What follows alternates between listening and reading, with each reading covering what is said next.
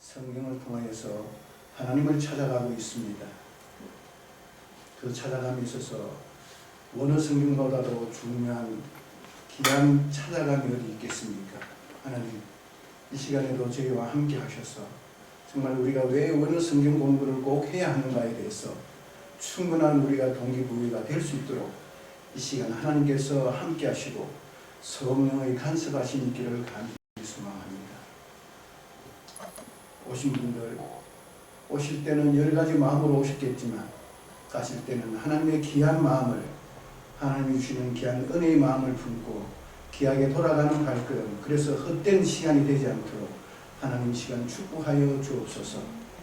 아직 오지 못한 발걸음이 있습니까? 하나님 재촉하셔서 우리와 함께 동일한 귀한 하나님의 은혜를 맛볼 수 있는 그들이 될 수 있도록 인도하여 주옵소서. 이제 시작하고자 합니다. 하나님 붙들어 주시고 이 시간 함께 하여 주셔서 우리 사람의 죄가 아닌 성령의 죄로의 모든 것을 우리가 분별하며 받아들이는 귀한 시간이 될 수 있도록 함께 하여 주시고 인도하여 주옵소서. 이 모든 말씀을 감사함이 드리옵고 우리 주 예수 그리스도 이름으로 감사하며 기도합나이다. 아멘.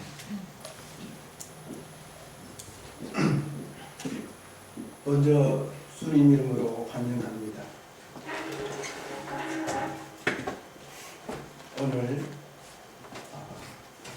우리가 그 원어 성경 세미나를 LA, 특히 여기 오렌지 카운티에서 개최할 수 있게 되시면 진심으로 감사드립니다. 그리고 저 강사 소개는 사실은 좀 부끄럽습니다. 먼저 우리 주님의 소개를 먼저 하고 성경 공부를 다 하고 난 다음에 제가 끝에 하면 어떨까요?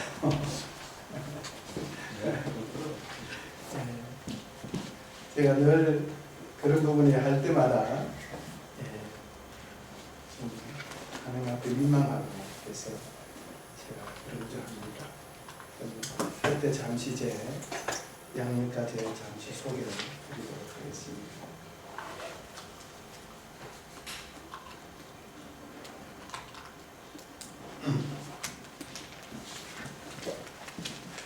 우리가 왜 원어 성경으로 꼭 봐야 하고 원어 성경 공부를 해야 하는가 하는 그런 모든 목적이라고 할까요? 동기라고 할까요? 이런 모든 부분들을 사실은 제가 요번에 세미나 개최하는 시간이 총 4타임밖에 안 된다. 4번밖에 되지 않습니다. 그래서 일일이 다 이렇게 이야기해 볼 수는 없고 요번 세미나를 통해서는 정말 우리가 꼭 원어 성경으로 성경을 보아야 한다. 물론 다들 중요성에 대해서는 잘 알고 계십니다. 그러나 그게 어느 정도의 중요성을 가지는지는 사실 잘 가름을 하지 못한다고 할 수 있을까요? 그래서 이번 시간에는 그런 부분들을 제가 좀 노출을 시켜서 꼭 정말 해야 되겠구나 하는 그런 동기부여가 꼭 있게 되기를 바라면서 이 세미나를 개최하고자 합니다. 그래서 제가 몇 가지 가면서 우리 번역 성경과 원어 성경과의 어떤 번역되어진 차이점들을 제가 조금은 부각을 시킬 겁니다.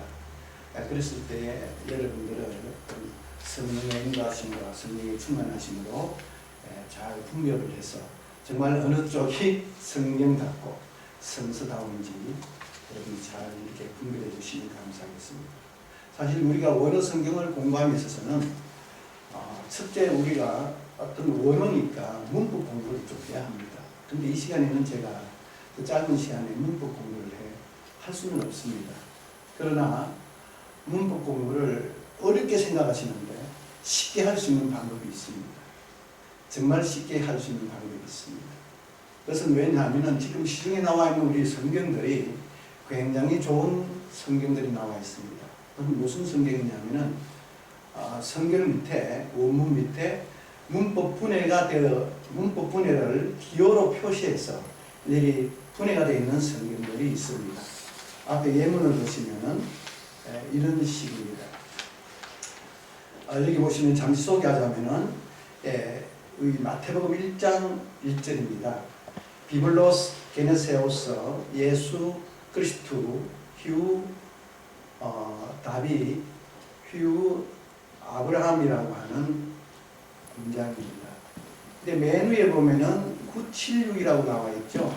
이 976은 이 단어의 사전 번호입니다. 코드 넘버입니다. 그리고 밑에 있는 조그만 이 글자체는 이 원형입니다. 기본형, 동사 같으면 기본형이 되겠죠. 그리고 밑에 큰 글자는 스테반본이라고 하는 우리가 현재 지금 현대에서 많이 쓰고 있는 두 판본이 스테반본하고 알렌드본입니다. 그래서 위에 있는 것이 그 스테반본이고 밑에 조그만 글자로 있는 것이 알렌드본입니다. 그리고 그 밑에 보면은 영어 고딕체가 있죠. 이게 지금 문법본의 기호표입니다.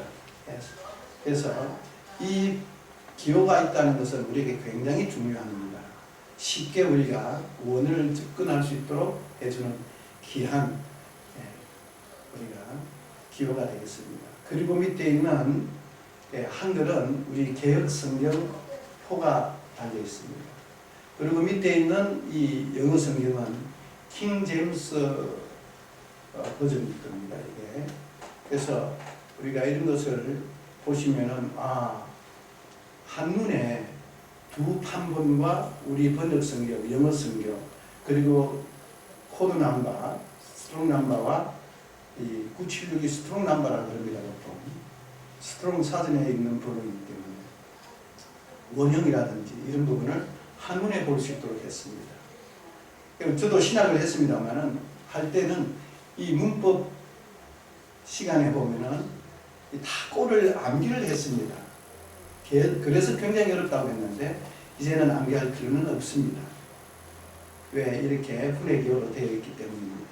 그래서 이게 NNFS라고 하는 말은 명사, 주격, 여성 단수라고 하는, 보면은 그냥 알 수 있도록 해놨습니다.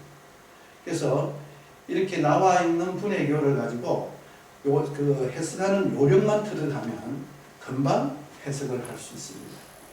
그래서 그렇게 제가 지금까지 이런 그 문법 분해 기호표를 이용한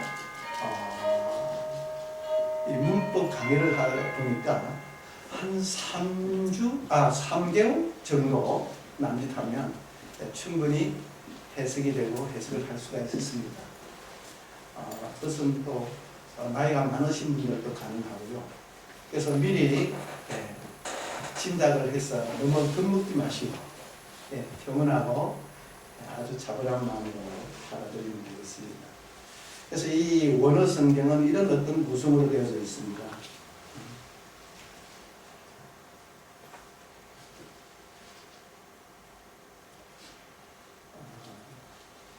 그리고 조금 전에 보여주셨던 PDF가 무슨 책 내용이죠?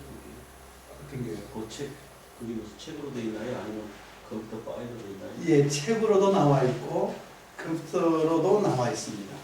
나중에 여러분이 원하신다면 이 쓴 바이블은 제가 그냥 여러분에게 드리겠습니다. 자, 복사를 해서 여러분들이 그 USB만 있으면 이것은 그냥 뭐라 그럴까요?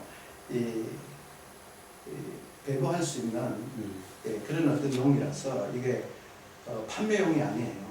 그래서 몰라서 지금 못 쓰고 계실 텐데 그 부분은 제가 그냥 여러분에게 다 이렇게 나눠드릴 수 있도록 그렇게 하겠습니다.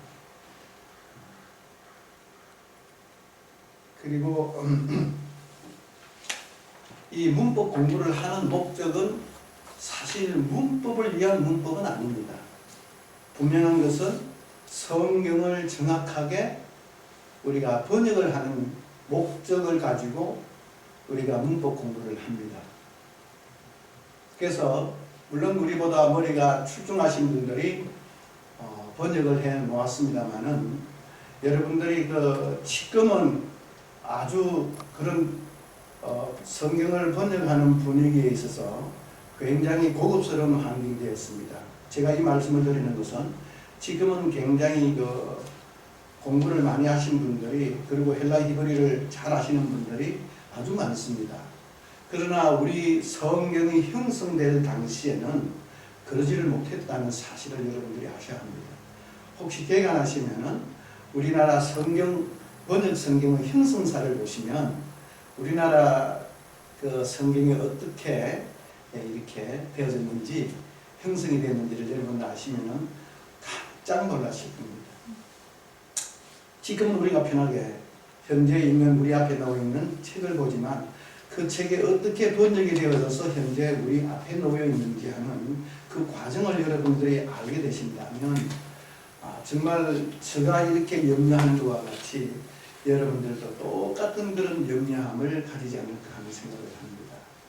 아시다시피 우리나라 1892년도인가에 기독교가 우리나라에 들어옵니다. 물론 캐톨릭은 우리보다 100년 앞선다고 하죠. 들어왔을 때에 여러분이 아시다시피 성경을 우리가 받았을 때만 하더라도, 우리 축자연단서를 보시면 그렇죠. 받았을 때만 하더라도 성령이 충만한 사람들을 통해서 하나님께서 그들에게 받아 쓰도록 했습니다. 근데 번역을 할 때는 어떠하겠습니까? 그보다 더한 어떤 할 수만 있다면 더 성령이 충만한 사람들을 통해서 해야 했을 겁니다. 근데 그 당시에 대원군의 세국정책에 의해 가지고 솔직하게 이 영어라든지 거기 헬라 히브리는 더더욱 손을 댈 수도 없었을 것이고, 영어 성경을 영어를 제대로 하는 사람도 없었습니다. 주로 그래서 우리나라 원래 그 번역되어진 성경은 한문 성경하고 일본어 성경을 바탕으로 해서 번역을 했습니다. 그러니까 재번역이 된 거죠. 그래서 되다 보니까 굉장히 그런 어떤 부분에 있어서, 그리고 또 성령이 충만한 사람들이 일일이 했으면 좋을 텐데 그 당시는 어떤 그런 한자나 일본어에 좀 전문성을 가진 분들을 통해서 했기 때문에 꽤 많은 부분들에 있어서 문제가 있습니다. 그래서 여러분들이 아시다시피 성경 형성사를 쭉 이래 보시면은 중간에 오면서 성경이 꽤 많이 수정 보완이 됩니다.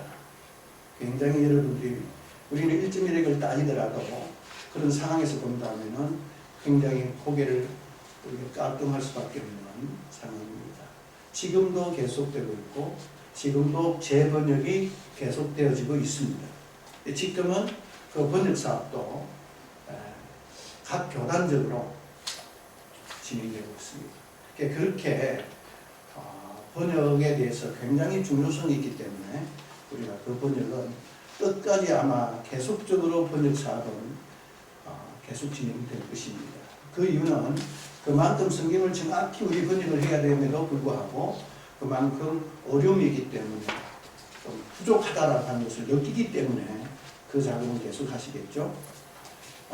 그래서 그런 어떤 번역이 바로 되어진, 어느 정도 되어진 그 상태 위에서 성경으로 들어가서 하나님의 깊은 어떤 의미를 우리는 깨달아야 할 것입니다. 그리고 또한 이 공부는 끊임없이 꾸준하게 해야 됩니다. 또한 그러면서도 어떤 전문가의 도움은 꼭 필요하실 겁니다. 그래서 이런 부분들이 진행되면 우리가 원어 성경 공부하는 데는 꽤 여러분들이 수월하게 할 수가 있을 거라고 생각합니다. 어떻든 이렇게 원어 성경을 우리가 공부하면은 기초적으로 이런 어떤 우리가 기본적인 이런 틀이 있어야 합니다. 그래서 이것을 오늘 요번에 우리 강좌하면서 할 수는 없습니다. 아까 말씀드렸듯이 동기부여만 여러분에게 좀 해서 말씀드리고자 합니다. 그러려면 먼저 우리가 성경의 중요성을 우리가 알아야만이 더 우리가 마음이 접근하는 데에 더 동기가 될 것입니다. 성경을 주신 목적은 영생을 위한 것입니다. 우리는 분명히 이 영생을 바탕으로 한, 영생을 목적으로 한 생명책이라는 사실은 우리는 꼭 알아야 합니다. 그렇기 때문에 이 생명책이기 때문에 더더욱 명확하고 더 중요성을 가지고 우리가 성경을 살펴야 하는 것은 사실입니다. 그리고 이 성경 속에는 문자 하나하나 속에는 우리가 축자 영감설이고 우리가 완전 무엇을 우리는 주장합니다. 우리는 그걸 받아들여야 합니다. 축자 영감설이라는 것은 그 문자 하나하나에 하나님의 깊은 뜻이 들어있다라고 하는 것이 축자 영감설입니다. 이게 왜 그러냐 하면은 이 문자 하나하나를 보면 이 문자는 우리 사람들이 쓰는 문자예요. 그러나 이 문자를 보면 문자는 언어인데 이 언어는 우리가 말을 하는 사람의 생각과 뜻을 그 문자에다가 언어에다가 우리는 넣어서 전달합니다. 근데 이 성경은 하나님의 생각을 우리 사람들이 쓰는 언어 속에 넣어서 전달합니다. 그러니까 그 문자 속에는 우리 사람의 생각이 아니라 하나님의 생각이 들어있습니다. 근데 우리는 피조물이기 때문에 하나님의 그 깊은 생각을 알 수가 없어요. 그래서 이 성경을 볼 때 꼭 필요한 부분이 어떤 부분이냐면 하나님의 생각을 아시는 분이 계십니다. 그분이 우리는 고린도전서 2장 11절 12절에 보면 성령이십니다. 성령은 하나님의 생각과 모든 하나님의 깊은 것 그리고 하나님의 사정을 아신다고 했습니다. 그래서 성령이 우리 안에 있으므로 그 성령을 통해서 그 문자 하나하나 속에 들어있는 하나님의 생각을 우리가 깨달아가게 될 것입니다. 그래서 이렇게 제가 말씀드리고 보니까 분명히 하나님의 말씀을 우리가 깨닫는 데는 물론 우리가 번역을 할 때도 마찬가지입니다. 성령의 충만함이 꼭 필요하다는 사실을 우리는 묵과하면 안 되겠죠. 근데 저도 신학을 한 사람입니다만은 성경 해석학이라든지 하는 곳에서 우리가 살펴보면 그렇습니다. 그 많은 학자들의 하시는 말씀의 주제가 뭐냐면 성경을 성경으로 풀어야 된다고 이야기를 합니다. 그건 분명한 정확한 말씀입니다. 근데 성경을 성경으로 풀었을 때에 과연 어떻게 푼 것이 성경을 성경으로 푼 것인지에 대해서는 제시가 되지 않고 있습니다. 그래서 오늘 부족하지만 제가 그 부분을 여러분과 함께 한번 제시해 봄으로 해서 여러분의 분별력을 한번 기대해 보겠습니다. 왜 우리가 이래야 되느냐면 금방도 말씀드렸듯이 자칫하다 보면은 우리가 성경을 논함에 있어서 사람의 생각과 사람이 깨달아진 어떤 의미를 가지고 이야기하기가 쉬워요. 근데 참 어렵습니다. 사람의 생각인지 이게 성령의 생각인지 그 객관적으로 어떤 부분이 진짜 사람의 생각에 의해서 나온 것인지 어떤 부분이 성령에 나온 것인지를 정말 가름하기는 굉장히 어렵습니다. 아시다시피 우리가 어떤 문장 하나를 가지고 설교를 할 때도 많은 분들이 사실은 많은 차이를 가지고 이야기를 합니다. 그래서 이런 부분들도 우리가 한번 이번 시간에 우리가 분별을 해볼 수 있었으면 합니다. 어떻든 이렇게 하나님의 생각이 들어있는 이 성경을 우리가 접함에 있어서는 번역 성경은 꽤 어떤 부분에서는 우리에게 굉장히 헷갈림과 의아심을 주는 그런 요소가 있다는 것 중은 지금은 충분히 우리가 받아들이고 있습니다. 그러나 이전에는 이 부분도 굉장히 힘들었던 부분입니다. 그래서 오늘 이 시간 실제 여러분하고 한번 해봄으로 해서 여러분에게 정말 그런데라고 하는 여러분에게 그런 충분한 동의를 여러분에게 얻도록 그렇게 하면 되겠습니다. 자, 그래서 서론은 굉장히 깁니다. 이렇게 짧게 끊어버리고 우리가 한번 이 시간 바로 들어가서 한번 실제 한번 해보도록 하겠습니다. 여러분께 나눠드린 그 교재가 있으시죠? 그 교재에서 한번 보겠습니다. 그 17페이지 보시면은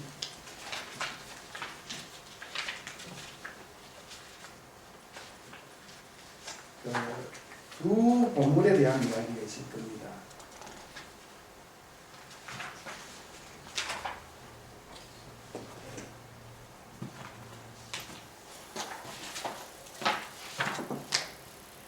예, 이 두 보물이 나오는데요. 이 두 보물이라고 하고 제가 제목을 여러분께 해서 이 부분을 공부를 하는데, 본문은 어디냐 하면은 마태복음 6장 19절 20절 말씀입니다. 한번 우리가 원문을 보고 여러분께 말씀드리겠습니다.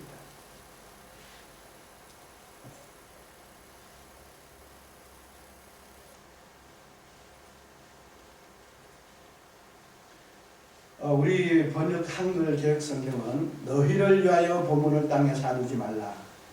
거기는 종과 동록이 해하며 도적이 구멍을 뚫고 도적질하느니라는 말씀입니다. 그리고 20절은 오직 너희를 위하여 보물을 하늘에 사두라. 거기는 좀이나 동록이 해하지 못하며 도적이 구멍을 뚫지도 못하고 도적도 못하느니라 이렇게 나옵니다. 그러면서 21절 잠시 우리가 보면은 내 보물이 있는 그곳에는 내 마음도 있느니라 이렇게 나와 있습니다. 우리가 이 번역 성경을 보면 여러분들이 이 본문을 너무나 잘 알고 있는 본문입니다. 보물이 몇 개 있죠? 몇 가지죠? 본문상으로 본다면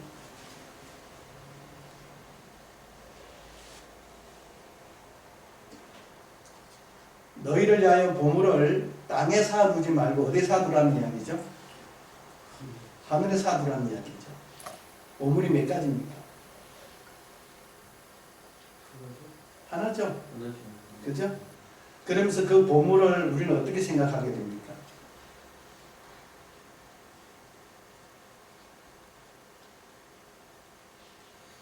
자, 우리는 보통 그 재물 같은 우리에게 나에게서 가장 소중한 어떤 그런 것들로 인식을 하게 되죠.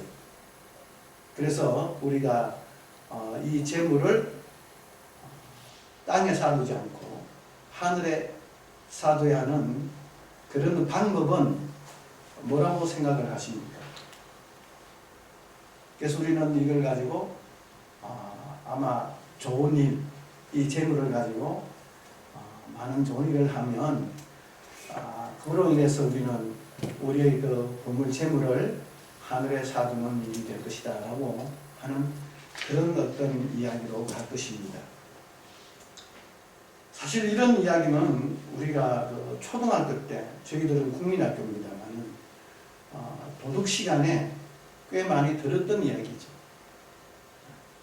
금방 또 제가 처음에 할 때 성경은 생명책이라고 했습니다.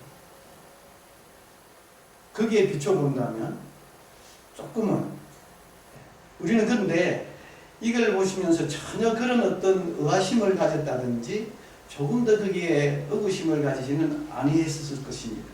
오늘 이 시간 제가 원어를 가지고 어떻게 번역이 되는지를 한번 보도록 하겠습니다.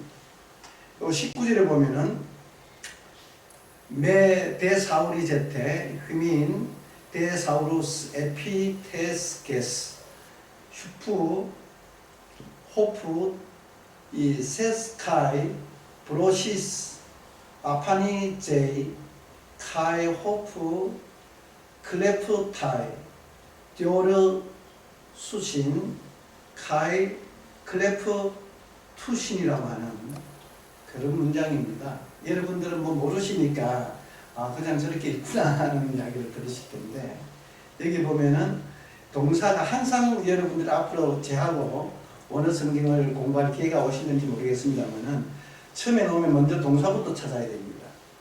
동사가 가장 중심되는 문장에서 다릅니다. 여기 보면은 데사우리제트라고 해서 아까 여기 보시면은 동명 현능 복투 이래 돼 있죠. 이걸 보시면 여기에 나와 있습니다. 기퉁에 동사, 명령법, 현재 능동태, 복수 2인칭이에요. 그러니까 이 뜻은 사두라라고 하는 뜻입니다. 보물을 사두라라는 뜻입니다. 근데 앞에 매라고 하는 부정어가 있어요. 영어에서는 not이 되죠. 그러니까 사두지 말라라는 이야기입니다. 그래서 명령법입니다. 그리고 이 명령법의 현재 명령은 시간의 개념이 없습니다. 헬라어는 시간의 개념이 없이 이 명령법 현재는 계속적이고 반복적으로 하는 행동을 현재로 나타냅니다. 그러니까 계속적으로 끊임없이 너희는 보물을 사두지 말아라는 거죠.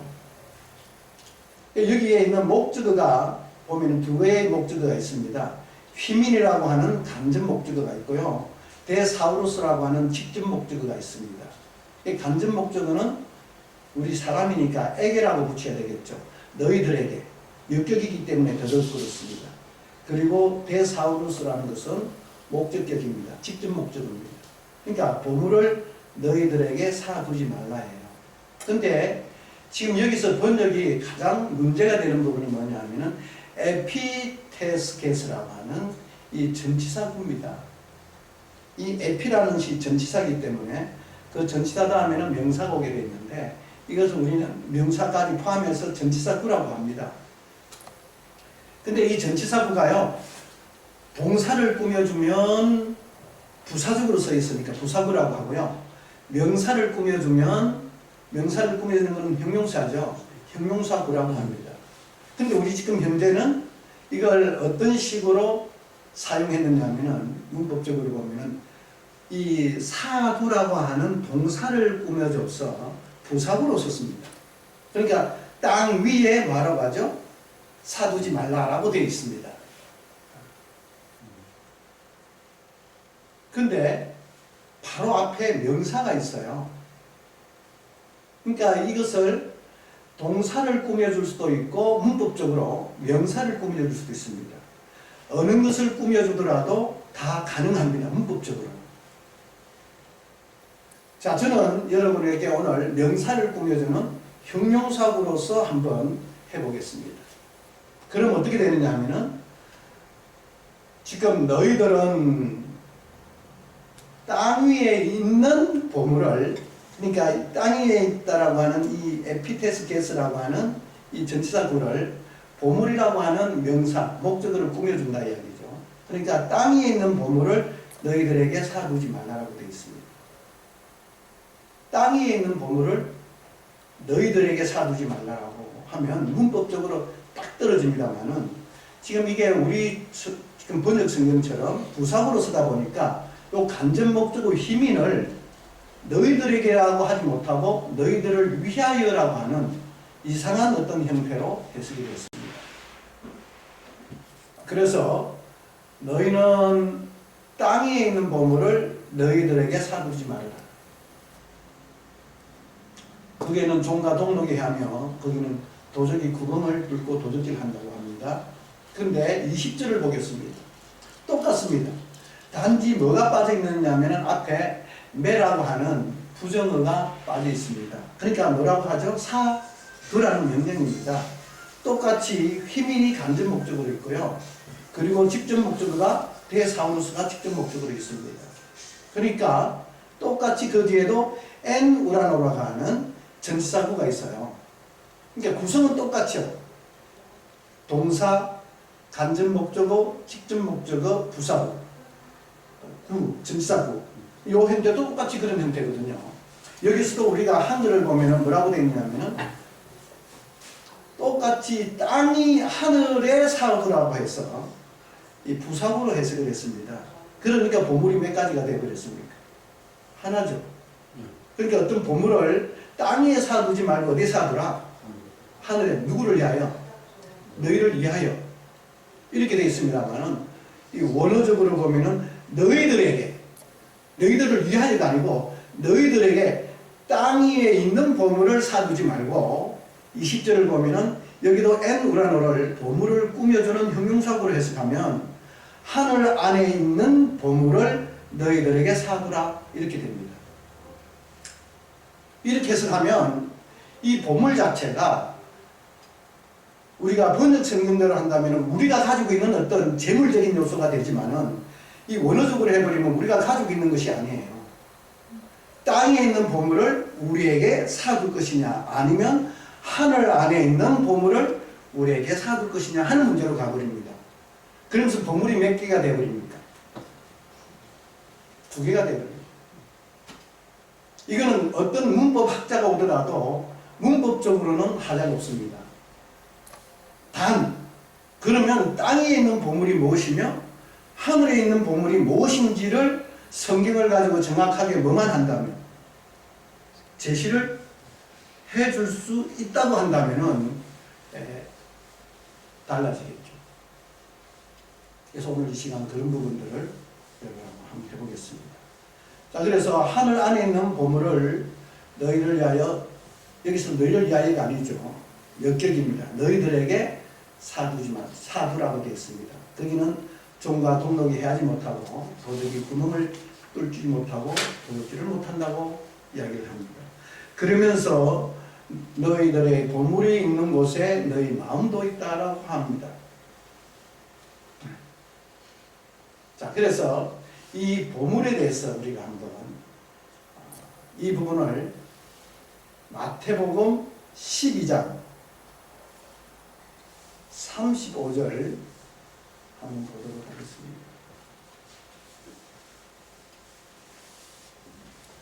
여러분 그 마태복음 12장 35절 한번 가지고 계신 성경책 있으시면 여러분 한번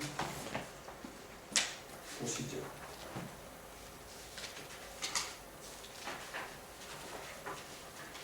자, 여기서 보시면은 선한 사람은 그 산 선에서 선한 것을 내고 악한 사람은 그 산 악에서 악한 것을 내느니라. 내가 너희에게 이르노니 사람이 무슨 무익한 말을 하든지 심판날에 이에 대하여 신문을 받으리라고 하는 말씀으로 되어 있습니다. 35절에 보면은 선한 사람은 그 산 선에서 선한 것을 내고 악한 사람은 그 산 악에서 악한 것을 낸다고 되어 있습니다. 그런데 이 본문이 이쪽 본문하고 무슨 관계가 있느냐라고 하는데 아주 밀접한 관계를 가지고 있습니다. 왜냐하면 여기서도 우리 한글 번역으로는 오역이 일어나고 있습니다. 자, 제가 원문을 보면 호 아가도스, 안드로포스, 엑투 아가두, 데사우루, 그리고 테스 카르디아스, 에크발레이, 타 아가다, 그리고 카이호, 호네로스, 안드로포스, 엑투, 호네루, 데사우루, 에크발레이, 호네라라고 하는 문장입니다. 여기서 보면은 여기 호 아가도스 안드로포스 다음에 여기는 선한 사람은 하는 말씀은 맞습니다. 잘 되어 있습니다. 이 헬라어에서 우리가 용법을 보면 형용사 앞에 관사가 있으면 따라오는 명사를 꾸며줍니다. 서로 꾸며주고 꾸밈을 받는 형용사 간에는 성수격이 일치를 해야 합니다. 성수격이 일치한다는 말은 이 헬라어는 명사는 성을 가지고 있습니다. 남성, 여성, 중성이라고 합니다. 그리고 격이 헬라어는 5가지의 격을 가지고 있습니다. 주격, 소유격, 역격, 목적격, 복격. 그리고 수는 단수와 복수를 가지고 있습니다. 그래서 여기서도 그렇게 나타나 있죠. 그래서 이 주격입니다. 이 사람이라고 하는 안드로포스 명사를 앞에 있는 관사에 있는 형용사가 꾸며주기 때문에 그 선한 사람은 하는 것입니다. 그 다음이 문제예요. 여기서 동사는 내고라고 하는 것이 있죠. 선한 사람은 냅니다. 무엇을 내느냐? 그 동사의 목적어는 뒤따라 나오고 있습니다. 타 아가다, 목적격이죠. 형용사 앞에 관사를 가지고 단독으로 쓰일 때는 이 형용사의 독립적인 용법이라서 명사로 쓰입니다. 또 선한 것을 낸다고 하는 해석이 됩니다. 그러니까 선한 사람은 선한 보물로부터 선한 것을 낸다라고 하는 해석이 되고요. 그 다음에 악한 사람은 역시 이 포네로스가 악이라고 하는 형용사인데 앞에 관사를 가지고 있습니다. 뒤에 있는 명사를 꾸며줍니다. 그러니까 악한 사람은 더더욱 그 악한 사람. 여기서도 엑투, 포네루, 데사우루 요 전치사구가 문제예요. 여기서도 보면은 투 보네루가 형용사 관사를 가지고 있습니다. 그럼 뒤에 따라오는 대사우루가 명사인데 여기서도 사음 그 악이라고 해가지고 거꾸로 돼 있어요. 그러니까 여기서 그대로 한다면은 그 악한 보물로부터 그 다음에 이 에크발레이가 동사인데 그 뒤에 동사 다음에 보네라고 하는 명사가 목적으로 따라오죠. 악한 것을 냅니다. 그러니까 여기서 보면 보물이 몇 가지가 나타납니까? 선한 보물과 악한 보물이죠.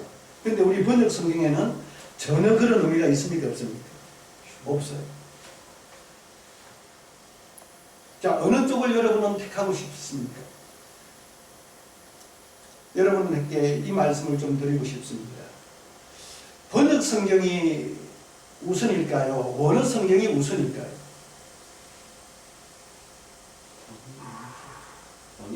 당연히 원어 성경이죠. 이렇게 어떻게 보면 원어 성경을 아버지 뻘이라고 한다면 번역 성경은 아들 뻘입니다. 근데 아들이 아버지를 부정해버린다면 아들은 어디서 나왔습니까? 이거는 우물성설이에요. 그렇기 때문에 우리가 아들이 얼마나 똑바른지 그러지 않는지는 아버지 뻘이 되는 원성경으로 돌아가서 그것을 대조를 해보고 살펴보아야 합니다. 그래서 지금 보니까 땅 위에 있는 보물과 하늘 안에 있는 보물로 나누어집니다. 그렇죠? 자, 그래서 하늘 안에 있는 보물이 과연 뭘까요? 여러분, 이 보물과 보배라고 하는 말과 같은 동의어들이 있습니다. 우리 원어를 공부하다 보면은 여러분 반대어가 되는 반의어도 공부를 해야 되고요. 동의어도 있습니다. 성경에 많은 동의어들이 있습니다. 여러분들은 우리 번역이기 때문에 잘 모르시는데 수많은 어떤 단어에서는 아주 많은 부분에 동의어들이 있습니다. 특히 가장 동의어가 많은 단어는 제가 보면은 이 기도하다라고 하는 동사입니다. 우리는 그냥 단순하게 기도하다라고 하는 하나의 어떤 의미를 해석되고 있지만은 헬라어는 굉장히 많습니다. 너무 많습니다. 그 단어마다 의미가 들어있어요. 그러니까 그것을 알고 우리가 이 기도는 어떤 기도고 어떻게 하는 기도인가를 분명히 그 어느 단어가 우리에게 설명을 하고 있는데도 우리는 단순하게 기도하다라고 해석을 해버리면 우리는 한 가지로밖에 생각을 못하죠. 이렇게 동의어가 있습니다. 그래서 이 보물과 같은 의미로서 쓰이는 것이 보배라고 하는 단어입니다. 그래서 보배를 가지고 우리가 한번 해보면은 여러분 그 베드로전서 2장 4절과 6절 한번 우리가 보도록 하겠습니다. 2절 4절과 7절입니다.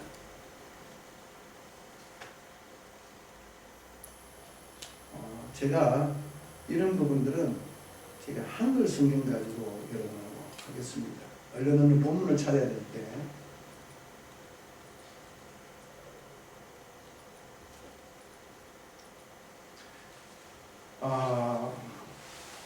그 1장에서도 나옵니다만은 2장 4절을 보면은 사람들에게는 버림받았으나 하나님께는 택하신 분 보배로운 산돌이신 예수께로 나와라 그렇게 합니다.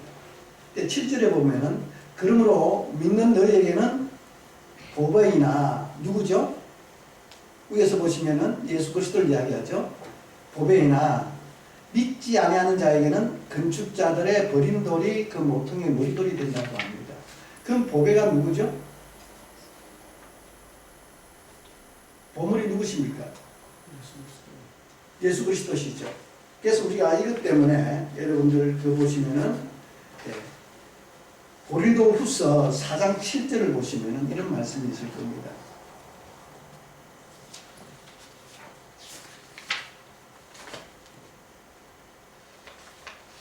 우리가 이 보배를 질그릇에 가졌으니 우리를 성경은 질그릇으로 많이 비유를 하고 있습니다.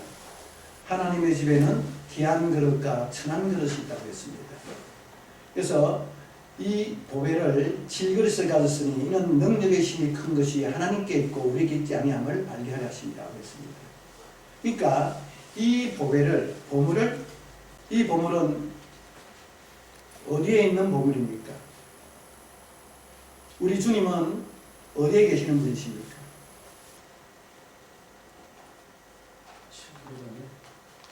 골로새서 3장 1절부터 보시면은 그러므로 너희가 그리스도와 함께 살리심을 받았으면 위의 것을 찾아라. 거기는 그리스도께서 하나님의 우편에 앉아 계시느니라. 그래서 위의 것을 생각하고 땅의 것을 생각하지 말라고 했습니다. 그럼 하늘 안에 있는 위에 있는 것, 하늘 안에 있는 것은 하늘 안에 있는 보물은 누굽니까? 누구죠? 보물로서 예수 그리스도이시죠. 그럼 땅에 있는 보물은 누구를 두고 이야기할까요?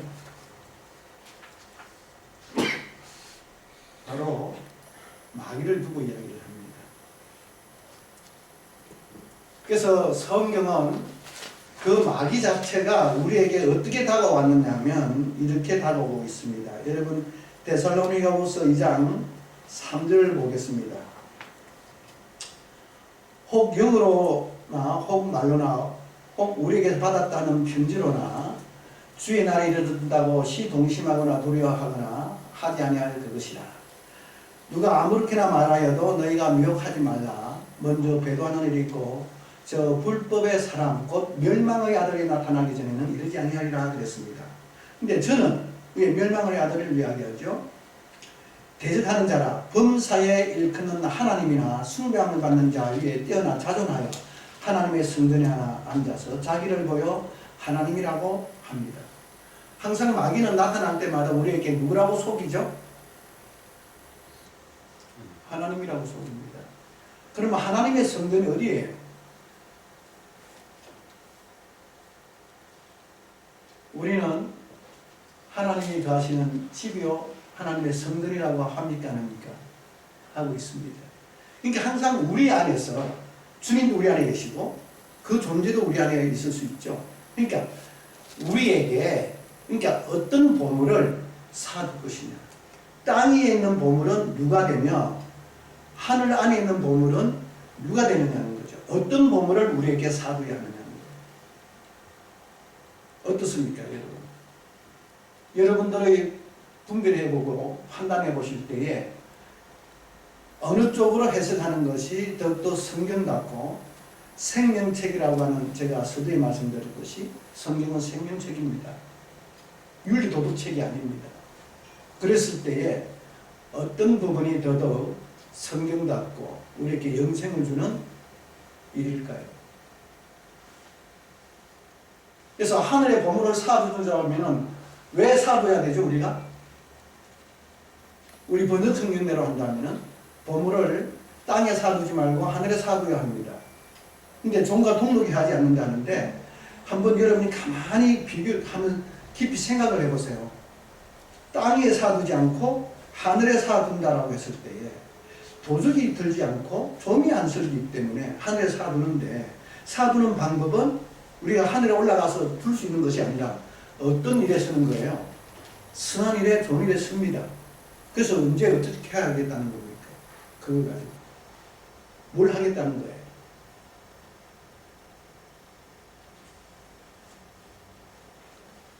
그렇게까지 우리가 성경을 깊이 생각하면서 하다 보면 그러네, 이게 왜 이래야 되지? 하는 목적이 없어집니다.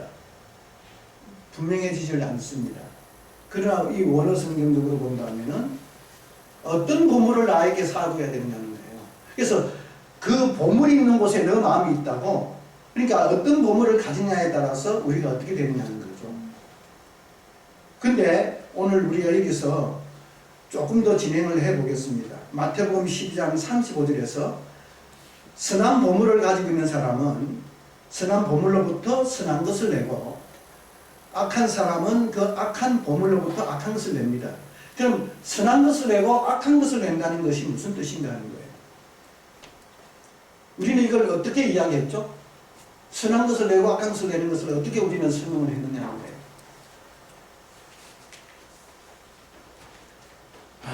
한번 보도록 하겠습니다. 그래서 36절에 보면은 내가 내게로 오니 사람이 무슨 무익 말을 하든지 심판날에 이에 대하여 신문을 받는다고 합니다. 그러면 이 부분이 무엇하고 관련되어 있느냐 하면은, 자, 이 36절 본문 앞에는 대라고 하는 접속사가 있어요.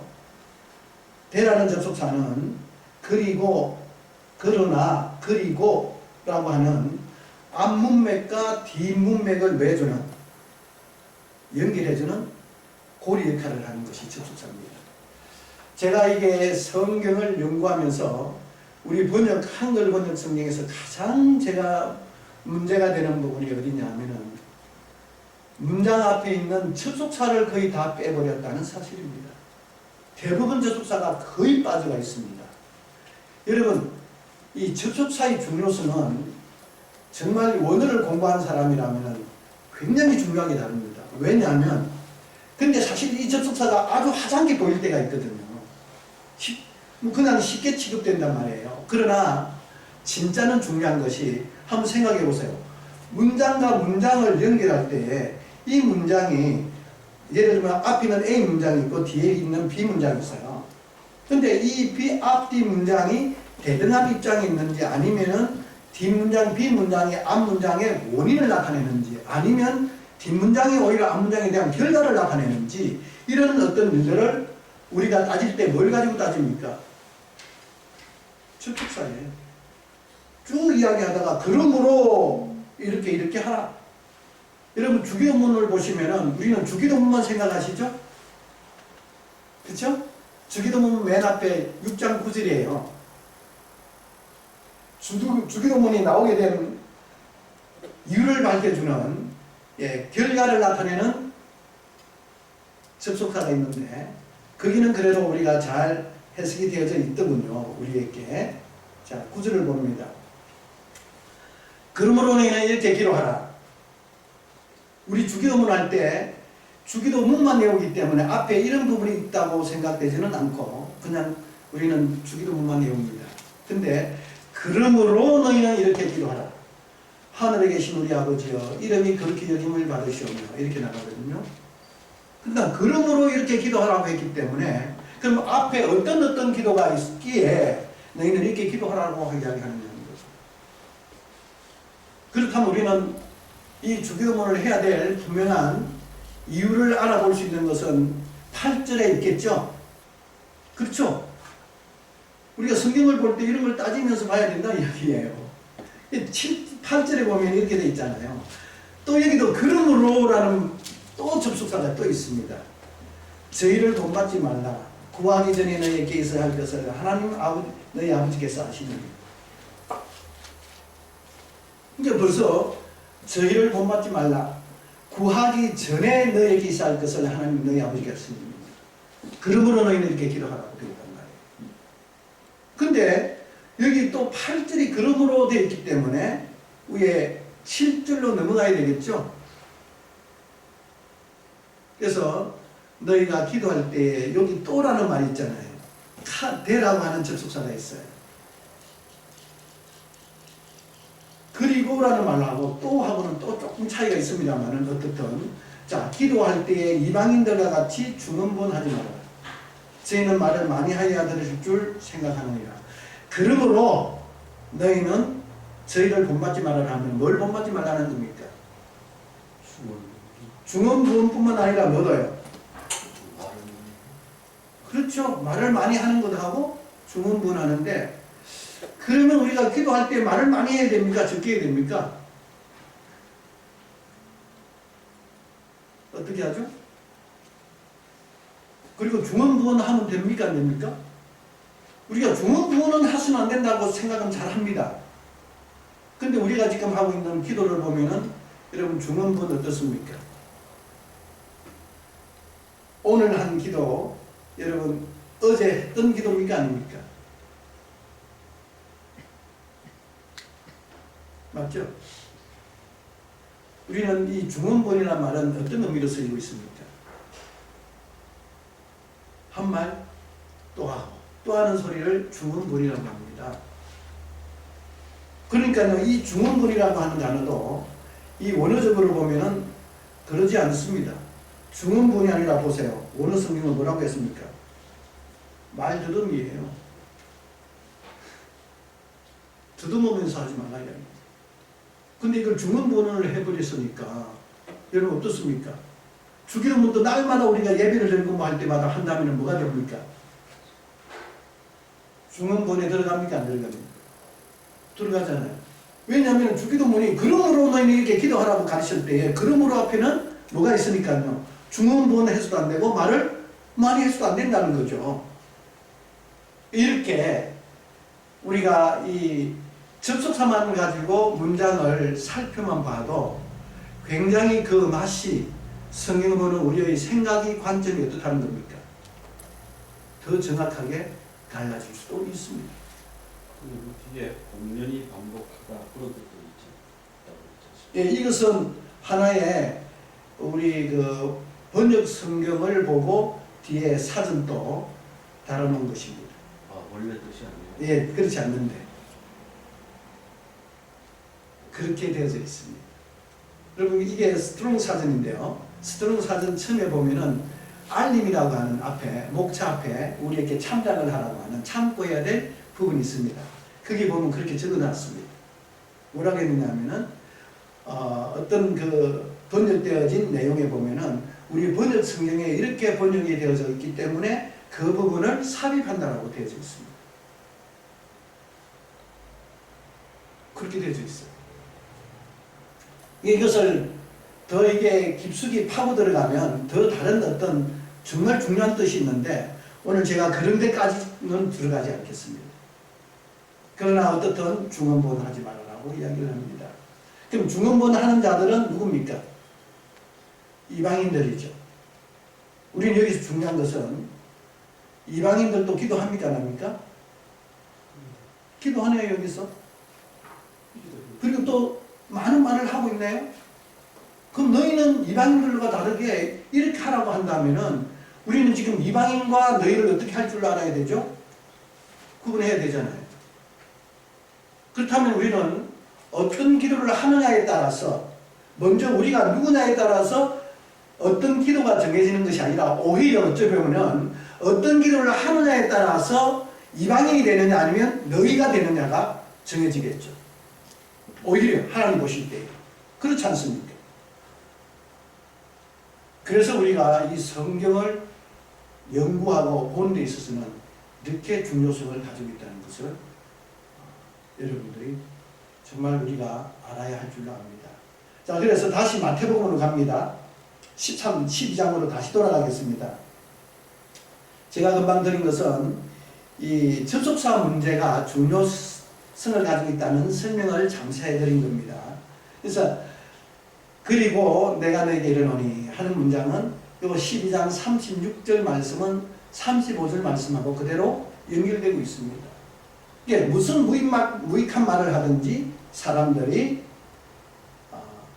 심판날 안에서 너희가 이에 대하여 신문을 받으리라고 되어 있죠.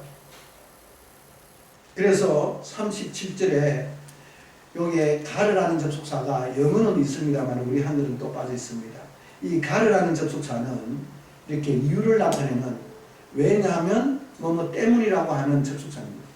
이게 왜냐하면 이러이러하기 때문에 이렇게 해야 된다라는 뜻입니다. 이게 왜냐하면 내 말로부터 너가 어렵다함을 받고 너 말로부터 정죄함을 받는다라고 되어 있기 때문에 그러니까 어떤 말을 했느냐에 의해서 우리가 어렵다함을 받고 어떤 말을 했느냐에 따라서 뭘 받는다는 거예요? 심판을 받는다고 합니다. 그러니까 우리가 어떤 말을 하는 것이 앞에서 선한 것을 내면 악한 것을 내면 하는 의미가 있다는 거죠. 여러분 아시죠? 마지막 구할 때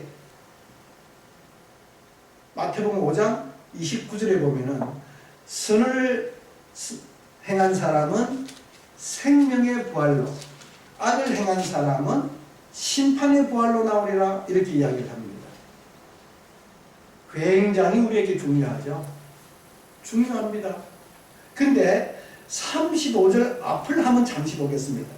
35절이 선한 사람은 했는데 여기 보면은 34절이 있는데 독사의 자식들아 너희는 악하니 어떻게 선한 말을 할 수 있느냐라고 해서 여기서 선한 말을 뭐라고 하고 있느냐면 아가다 랄레인이라고 하고 있습니다.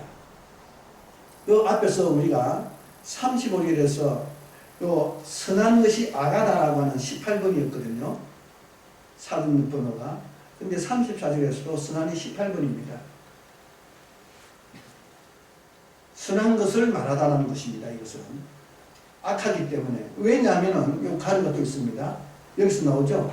마음에 가득한 것으로부터 입이 말을 합니다. 그래서 35절에 보면은 이렇게 놨죠. 마음의 선한 본물로부터 선한 것을 내는 사람이 선한 사람입니다. 요 마음이란 말이 들어있잖아요.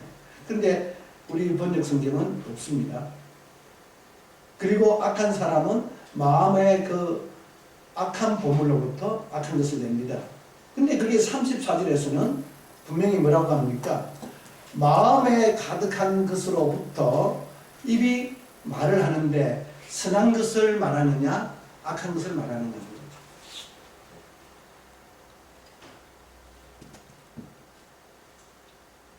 그래서 악한 것을 말하는 사람은 그 안에 뭐가 있다는 이야기입니까? 독사의 자식이라는 것은 우리 안에 무슨 보물이 들어있다는 겁니까? 독사의 자식은 누구예요? 사탄의 자식을 두고 이야기하지 않습니까? 그럼 우리 안에 누가 있다는 이야기입니까? 사탄이 들어있다면 그 사탄에 의해서 우리 입에서 악한 것이 나온다는 거죠. 우리 안에 주님이 계시면은 주님을 통해서 뭐가 나온다는 겁니까? 진리가 선한 말씀이 나온다는 거죠. 우리에게 주님이 그랬죠. 요한복음 6장 63절에서 내가 너에게 이르는 말이 영이요 생명이라고 했습니다. 그래서 어떤 것을 우리가 내느냐가 굉장히 중요하죠. 그런데 33절에 보면 다 나옵니다. 32절부터 나타나는 내용인데요. 32절부터 봅시다. 또 누구든지 33절 봅시다. 나무도 좋고 실과도 좋다든지 나무도 좋지 않고 실과도 좋지 않다든지. 좋다 여기는 좋지 않다라고 했지만은 여기서는 이 아가론이라고 하는 알로스라는 말은 선이라는 단어입니다. 아까 밑에서 선한 거 있잖아요. 요거하고 동의어입니다. 밑에는 아가다라고 썼고 여기는 칼로스를 씁니다. 동의어예요. 그러니까 선한 나무는 선한 열매를 맺고 그리고 악한 나무, 이 사프론이라는 단어도 악인데 여기서는 사프로스라고 하는 좋지 않다라고 해석을 해버렸습니다. 그러니까 악한 나무는 악한 열매를 맺습니다. 왜냐하면은 그 실과로부터 나무를 안다고 합니다. 여기 또 가르라는 접속사가 문장이 끊어져서 있기 때문에 왜냐하면은 그 나무를 알 때는 뭘 가지고 나무를 안다고요? 실과를 보고요. 그러면 독사의 자식들아 주님이 말씀하잖아요. 너희가 어떻게 악한 자들이 선한 말을 할 수 있느냐. 너희 입에서 선한 것이 나오지를 않는다는 거죠. 악한 것이 나온다는 겁니다. 그러면 너희는 누구에게 붙어있는 가지냐는 거죠. 독사의 자식, 독사 누굽니까? 사탄이잖아요. 뱀. 여러분 너무 잘 알아요. 뭘 가지고 따지겠다는 겁니까? 우리 입에서 나오는 말씀이요. 우리 안에 주님이 가시면 우리에게서는 내가 여러분들이 우리가 살리는 것이 아니라 우리가 나아가서 전하는 그 진리의 복음이 그 사람을 만다고요. 생명을 주고 살리는 거죠. 우리는 생명을 전달하는 전달자에 불과할 뿐이에요. 그렇죠? 그렇기 때문에 전달할 때 어떤 말을 전달할 것이냐는 거죠. 그래서 오늘 이 시간을 보니까 이 문장 속에서 나타나는 것은 보물에 대해서 하나님은 이 보물을 어떻게 보고 있습니까? 하늘 안에 있는 보물과 땅 안에 있는 보물, 땅에 있는 보물에서 나누어서 하늘 안에 있는 보물은 하나님의 아들 예수 그리스도를 두고 이야기하고 땅에 있는 보물은 곧 마귀를 두고 이야기하는 것을 우리가 이 문장을 통해서 알 수가 있습니다. 하나님은 그렇게 생각을 하시는데 우리는 그 볼 때에 그 보물을 우리들이 가지고 있는 어떤 귀한 재물 정도로 생각한다면 어느 쪽이 더 성경답고 어느 쪽이 우리에게 생명을 주는 하나님의 말씀일까요? 그건 여러분들의 판단하에 있습니다. 이거는 뭐 강요하거나 뭐 할 필요는 없겠죠. 그래서 만약 우리가 정말 하나님의 귀한 종으로서의 어떤 삶을 산다면 이 종들은 저는 그렇게 생각을 합니다. 성경을 보면서 그 성경 속에서 내가 생각하는 내 생각을 준다는 것이 아니라 아까 이 성경은 그 안에 누구 생각이 들어있다고 했습니까? 하나님의 생각이 들어있어요. 하나님의 생각이 들어있기 때문에 우리 복음을 전하는 많은 주의 종들은 성령으로 늘 충만한 사람이라고 합니다. 그렇기 때문에 더더욱 우리는 성령이 충만해야 될 이유는 그 성령으로 말미암아서 이 성경 속에 있는 그 문장 속에 있는 하나님의 생각을 전달해야 되기 때문이죠. 자칫하면은 잘못하다 보면은 우리가 사람의 생각으로 전달하기가 십상이라는 것입니다. 우리는 주의 종이라고 하는 종은 주인에게 컨트롤을 받습니다. 그렇기 때문에 내 생각을 전달하는 것이 아니라 하나님의 생각을 전달하는 자들이 주의 종들이라고 저는 생각을 합니다. 당연하겠죠.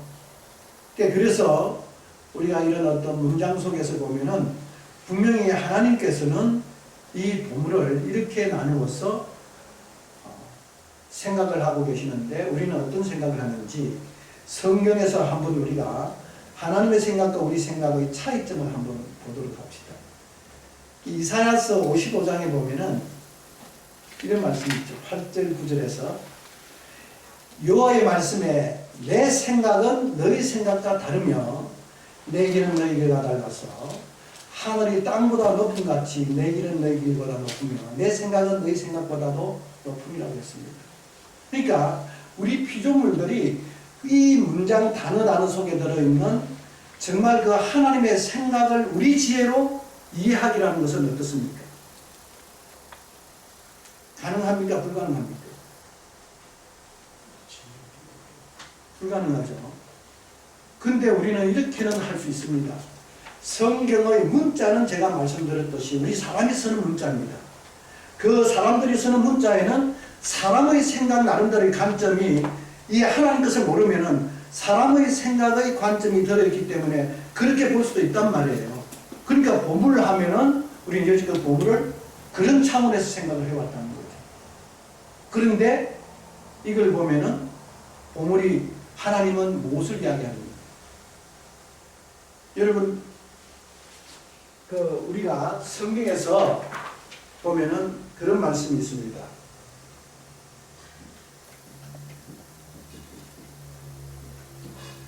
아가페라고 하는 여러분 너무나 잘 듣고 계시죠? 아가페는 어떤 뜻입니까? 보통 우리 성도들이라면 다 알고 있습니다. 뭐라는 뜻이죠? 사랑이라는 뜻입니다. 사랑도 그냥 사랑이 아니라 어떤 사랑이라고요? 아가페 사랑하면은 앞에 뭐가 붙습니까? 무조건적인 사랑이라고 합니다. 하나님의 사랑이라고 합니다. 무조건적인 사랑.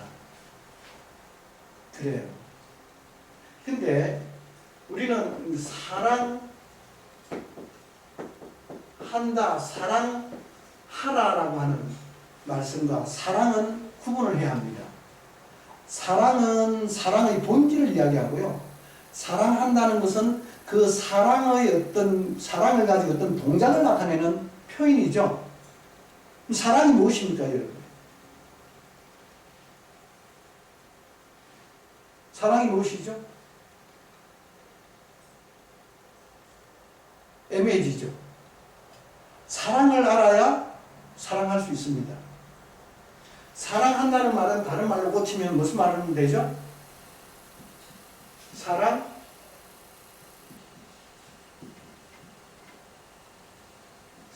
줘라는 이야기죠. 사랑하라는 말은. 그렇죠? 사랑하라는 말은 사랑을 주라는 이야기잖아요. 그러니까 사랑을 알아야 사랑을 줄 것 아닙니까? 근데 아가페를 찾으면은 여러분 성경 사전을 가지고 한번 보도록 하겠습니다. 아마 아가페가 아마 26분이지 싶어요. 맞죠? 예, 아가페입니다. 우리 번역으로는 사랑 또는 애정, 자비심, 가면 애찬까지도 해석을 합니다. 그러니까 우리가 한글 번역 성경 우리 보면은 여기 있는 사랑이라고 하는 이 말은 이 아가페라고 하는 헬라어를 우리말로는 어떻게 불러야 할까? 표현해야 할까? 그게 사랑이에요. 그리고 이 사랑의 뜻을 정확하게 알기 위해서는 뭐 해야 됩니까? 국어사전을 덜추어서 사랑의 의미를 우리는 찾아내야 될 것입니다. 이거 보면 되게 그렇습니다. 어떤 사람이나 사물을 굉장히 아끼는 마음이라고 이야기합니다. 사랑이. 아끼는 마음을 우리는 어떻게 표현합니까? 사랑한다를 아낀다고 하는 것을. 아끼기 때문에 내가 가지고 있는 어떤 것을 좀 나눠줄 수도 있고 드릴 수 있습니다. 주로 그러잖아요. 그죠? 그러니까 그 사랑을 주로 무엇으로 우리는 지금 표현하고 있습니까? 뭐로요? 우리가 되게 다 물질로 많이 표현하고 있습니다. 그렇죠? 그래서 하나님이 사랑하라 하는 말씀을 들고 우리는 나가서 뭐 합니까? 과학원 양론 또는 아주 좀 우리가 볼 때 우리보다 조금 못하는 사람들에게 찾아가서 귀하게 밥도 우리가 때로는 먹을 것과 입을 것과 이런 것들을 제공을 합니다. 그렇죠. 그것은 예수 안 믿는 사람들도 할 수 있습니까? 없습니까? 할 수 있죠. 할 수 있어요. 불교에서도 뭡니까? 불교는 그걸 뭐라고 하는 줄 아세요? 중생. 자비라고 합니다. 자비. 우리도 자비가 있잖아요. 어떤 종교에서도 이건 다 그렇게 이야기합니다. 근데 성경은, 여러분 제가 하는 이야기는 지금 성경에서 하나님이 이 아가페라고 하는 것 속에 어떤 생각을 넣었는지를 우리가 보자는 것이죠. 요한 1서를 한번 보도록 하겠습니다. 4장 8절을 보시면은 사랑하지 아니하는 자는 하나님을 알지 못하나니 이는 하나님은 뭐라고요? 사랑이십니다. 그러니까요, 하나님께서는 이 아가페를 누구라고 이야기합니까? 하나님이라고 이야기를 합니다. 세상에서는 통하지 않습니다. 성경에서 하나님과 우리 믿는 사람끼리만 통하는 언어예요. 하나님입니다. 근데 사랑하지 아니하는 자는 하나님을 알지 못하고, 왜냐하면 하나님은 사랑이시기 때문이죠. 근데 16절에 가면 한 번 더 이야기합니다. 그러니까 이 사랑도 끝내는 무엇을 바탕으로 합니까? 영생이에요. 근데 우리가 하는 사랑의 행위는 영생은 아니죠. 그 조금 전에 말씀드렸듯이 우리보다 조금 못한 사람들에게 가서 줬을 때 정을 나누는 정도는 됩니다. 물론 그 정을 나눔으로 해서 그 사람의 마음을 열 수는 있을 겁니다. 그러나 그 행위는 사랑이라는 말로서 되어서는 안 된다는 거죠. 그건 왜 그러냐면은 이거는 예수 믿는 사람이나 안 믿는 사람이나 어느 종교에서도 하는 것이기 때문입니다. 자, 그래서 우리가 고린도전서를 보시면은 13장 2절 있죠? 내가 예언하는 능이 있어 모든 비밀과 모든 지식을 알고 또 산을 옮길 만한 모든 일은 있을지라도 뭐가 없습니다. 자, 여기서 사랑이 더 중요합니까? 사랑이, 믿음이 더 중요합니까? 사랑. 보세요. 우리 주님이 그랬잖아요. 귀신 들려가지고 불에도 넘어지고 물에도 넘어지던 그 어떤 아이의 아버지가 예수님께 왔습니다. 물론 제자들에게 먼저 갔는데 쫓아내지를 못했습니다. 그래서 주님이 그들을 나무라합니다. 그게 마태복음 17장 이야기인데, 그러면서 제자들에게 너희가 믿음이 겨자씨만큼만 있다면 이 산을 들어서 저기로 옮겨라 하여도 옮겨질 것이라고 했습니다. 뭐뭐 증거만 있어도 겨자씨만큼이라고 하죠. 여러분, 제가 오늘 이 공부를 하면서 여러분들에게 이 성경을 보실 때에 좀 그냥 보지 마시고 좀 깊이 있게 좀 보시자고 하는 뜻에서 제가 자꾸 이런 말씀을 드립니다. 17장 20절에 보면 이렇게 하거든요. 가라사대 너희 믿음이 적은 영구라. 쫓아내지 못했던 이야기를 제자들에게 보면 그렇게 이야기하죠. 이때 제자들이 19절을 보면 종용이는 예수께 나와 가로되 우리는 어찌하여 쫓아내지 못했습니까? 그러니까 믿음이 적은 영구라고 했습니다. 믿음이 있다는 겁니까? 있기는 있어도 조금 있다는 이야기죠. 없다는 이야기는 아니죠. 자, 제가 왜 이 말씀을 드리는지 한번 보십시오.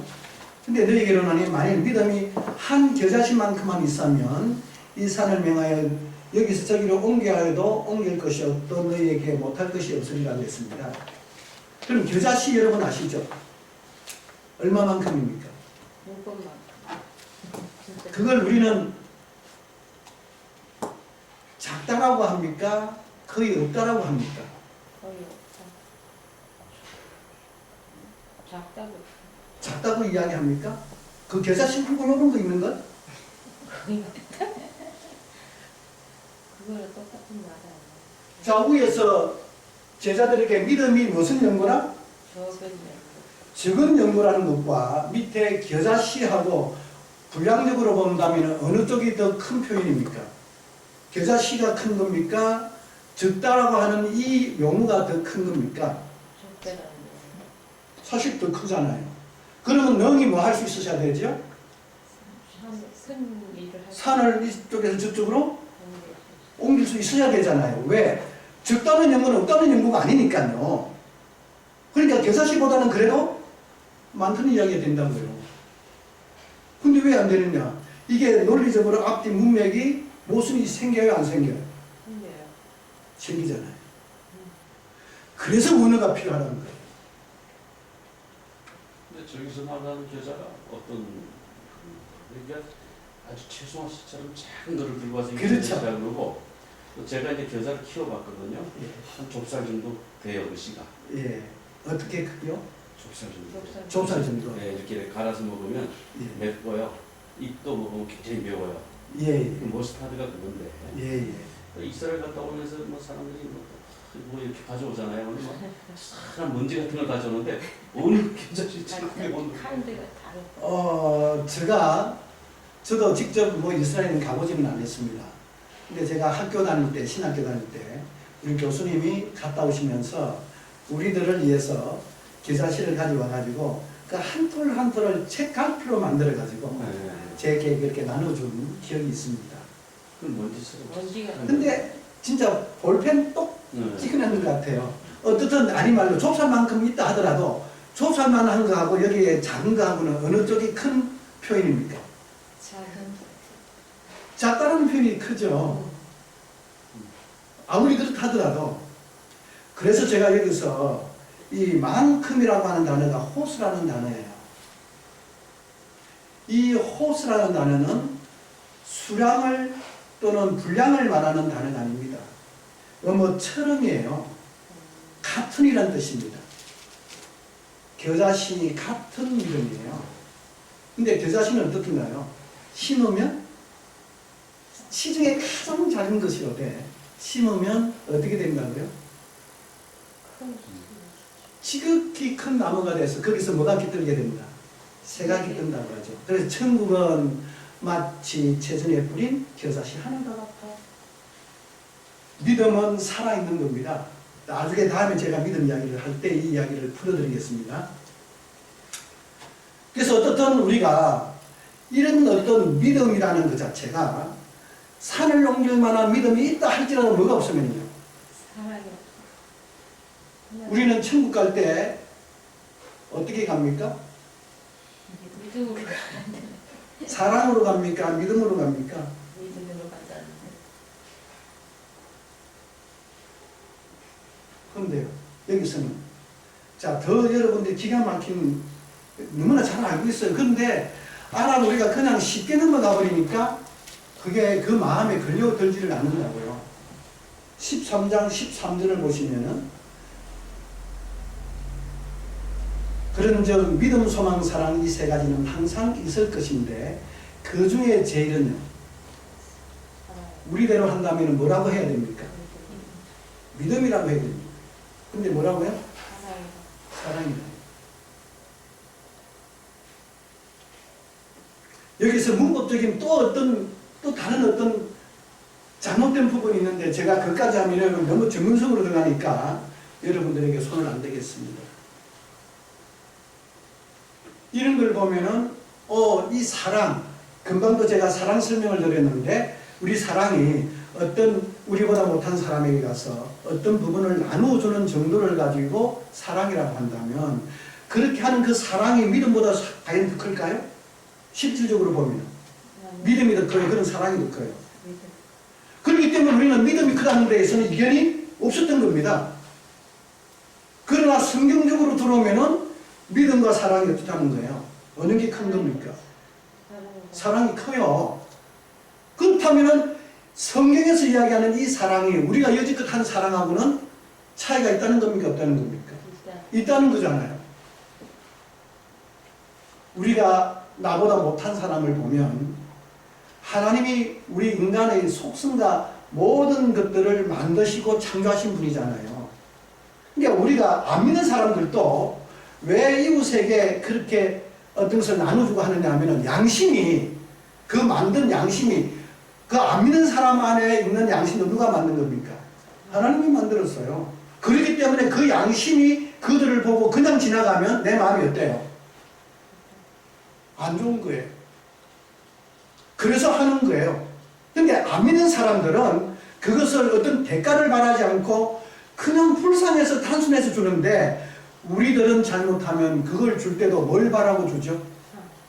상을 바라고 복을 바라고 준다면 어느 것이 더 하나님 앞에 순수할까요? 여러분, 이런 것들로 인해서 우리 지금 믿는 사람들이 안 믿는 사람들에게 얼마나 손가락질을 받고 있는지 아십니까? 왜 지금 우리 많은 목사님들이 왜 기독교가 이렇게 자꾸 쇠퇴하느냐를 생각하는데 이런 것들을 생각해서 이걸 돌이켜야 됩니다. 저는 그렇게 생각합니다. 그렇게 해야죠. 저런 것이었구나. 그것은 그냥 하는 거예요. 내 양심이 하나님 주신 양심에 의해서 그냥 하는 거고 진짜 사랑은 가히 이룰 수 없는 사랑이에요. 하나님을 주라는 겁니다. 그러면 이 사랑을 하려면은 하나님을 알지 못하면 사랑할 수 있어요, 없어요? 그러나 우리가 일반적으로 하는 사랑은 하나님 몰라도 할 수 있어요, 없어요? 할 수 있단 말이에요. 어떤 사랑일까요? 친구를 위하여 우리는 어떤 사랑을 할 수 있을까요? 내 이웃을 내 몸같이 사랑하라고 했을 때에 어떤 뜻일까요? 이제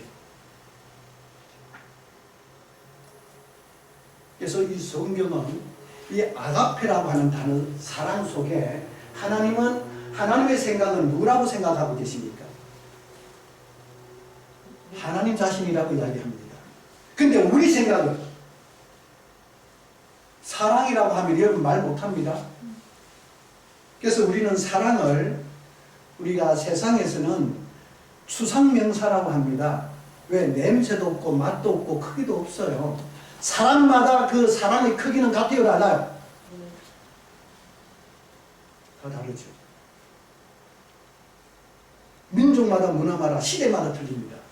그런데 이 성경 속에 있는 이 아가페라고 하는 사랑은 시대를 초월하고 문화를 초월하고 민족을 초월하고 어떤 공간을 초월해서도 같아요, 달라요? 같습니다. 변함없습니다. 사랑하라는 것이 뭘 주라는 것인지 이렇게요. 그러니까 우리가 번역을 바로 하더라도 그 안에 들어있는 하나님의 생각을 얼마만큼 정확하게 우리가 드러내서 이야기를 하느냐는 거죠. 그러니까 사랑하고 싶어도 사랑 못해요. 사랑하고 싶은데 오늘 또 믿음이 있다 할지라도 믿음을 가지면 뭐합니까? 야고보서대로 한다면은 뭐가 없는 믿음은? 행함이 없는 믿음은 그 자체가 죽은 것이고 그 믿음이 너를 구원하겠느냐? 행함이 뭘까? 그 행함을 우리는 아는 대로 말씀을 전하는 분들의 마음대로 이런 것이다 저런 것이다 한다면은 이건 아마 혼란이 될 것입니다. 하나님께서는 그 믿음에 의한 행함이라는 것은 딱 정해져 있습니다. 그 일을 해야 한다는 것이죠. 그걸 행함으로 이야기하는 겁니다. 그렇기 때문에 내가 행함을 알아야만이 진짜 행함을 가지고 있는 믿음인지 행함이 있는 믿음인지를 분별할 수 있잖아요. 그걸 모른다면 어떻게 우리가 분별해야 되는 겁니까? 성경이요 우리에게 말씀하는 것이 얼마나 정말 저는 그렇게 생각을 합니다. 이 성경 문자는 이 글자는 여러분 보시기에 글자로 보이시죠? 그렇죠? 문자로 보이시죠? 근데 이게요 하나님의 음성입니다. 음성을 뭐로 고친 것 뿐이죠? 글자로요. 그래서 우리 그 성경은요 우리가 어떤 글을 쓸 때에 문어체가 있고 구어체가 있어요. 문어체는 아예 말을 문장으로 고쳐서 쓰는 겁니다. 근데 구어체는요 그대로 그 말을 받아 쓰는 겁니다. 성경은 왜 구어체로 되어 있느냐 하면 하나님 말씀을 받아서 기록했기 때문이에요. 그래서 이 문자는 곧 하나님의 뭐예요? 음성이 문자로 되어 있습니다. 그래서 이 성경을 보실 때 우리는 막 많이 읽고 하는 것도 좋겠지만은 이 성경을 읽을 때에 여러 잡생각을 가지고 정신없이 읽으면은 눈을 가지고 맷독을 했다고 하는 성적은 올릴 수 있더라도 그 안에 있는 하나님의 생각은 우리는 그냥 놓치고 말 것입니다. 그래서 성경을 보실 때는 정말 세상 모든 시름 다 내려놓고 정말 마음이 뭐 할 때예요? 가장 평온하고 할 때 우리는 들어가서 무릎 꿇고 이 말씀을 상고하고 새겨본다면 그때 나에게 주어지는 말씀은 그때 오는 어떤 나에게 음성 하나님 주신 음성은 이전하고 다를 것입니다. 우리는 너무 그런 부분들이 부족하지 않나 하는 생각을 해봅니다. 그래서 이 성경에는 이런 게 있습니다. 이런 뜻을 이런 의미를 알려면은 우리가 분명히 그 하나님의 이 말씀 속에서 어떤 이야기를 하는지 성령은 하나님의 생각을 아시기 때문에 왜 우리가 성령의 어떤 도움을 받아야 되는지 하는 이유가 자 주의 이름을 부르는 자는 로마서 10장 13절에 무엇을 얻는다고 하죠? 구원을 얻습니다. 그죠? 근데 마태복음 7장 21절에는 주여 주여 하는 자마다 다 내게 올 것이 아니라고 했습니다. 아버지의 뜻을 행하는 자라야 구원을 얻는다고 합니다. 그럼 도대체 이게 왜 서로 모순절이냐 하는 거예요. 상반되느냐. 또 볼까요? 이런 부분들이 무수하게 많습니다. 제가 성경을 보면서 너무너무 헷갈리고 하는 것이 로마서 3장 28절에 보면은 그러므로 사람이 의롭다심을 얻는 것은 율법의 행위에 있지 않고 믿음으로 되는 줄 우리가 인정하죠. 그래야 그래요. 근데 야고보서 2장 24절 볼까요? 사람이 의롭게 되는 것은 율법의 행위에 있지 않고 믿음으로 된다고 했는데 야고보서 우리가 2장 24절을 보시면은 이러 보건대 사람이 행함으로 의롭다심을 받고 믿음으로만 아니라고 해버리면 로마서와 야고보가 서로 뭐 하고 있습니까? 저도 항상 이게 성경이 너무 컨플릭트 되는 곳이 많다고 생각해요. 이 많아요. 그래서 우리는 아니 말 나는 로마서만 채택하겠다 하면 야고보서를 무시하는 것이 되고, 야고보서만 취하겠다면 로마서를 무시하는 것이 될 것이고, 근데 죄송하지만 야고보서와 로마서는 똑같이 하나님 말씀인데 어떻게 해요? 이걸 풀어야 된다고요. 근데 더 보시면은 로마서에서 보여드리겠습니다. 로마서 2장 13절을 보시면은 더 기가 막힙니다. 여러분. 13장이요? 예. 사도 바울이 로마서 아까 3장 28절에서는 사람이 어렵게 되는 것은 율법의 행위에 있지 않고 믿음으로 되는 줄 우리가 인정한다고 했는데 2장 13절에 뭐라고 합니까? 자, 하나님 앞에서는 율법을 듣는 자가 의인이 아니요 율법을 행하는 자라야 어렵다 하심을 얻으리라고 했습니까? 안 했습니까? 그러면 이 로마서 자체에서도 로마서에서 바울이 말씀하실 때에 2장 13절과 3장 28절은 서로 뭐가 되어버립니까? 대체. 모순이라고요. 여러분이 어떻게 하실 거예요?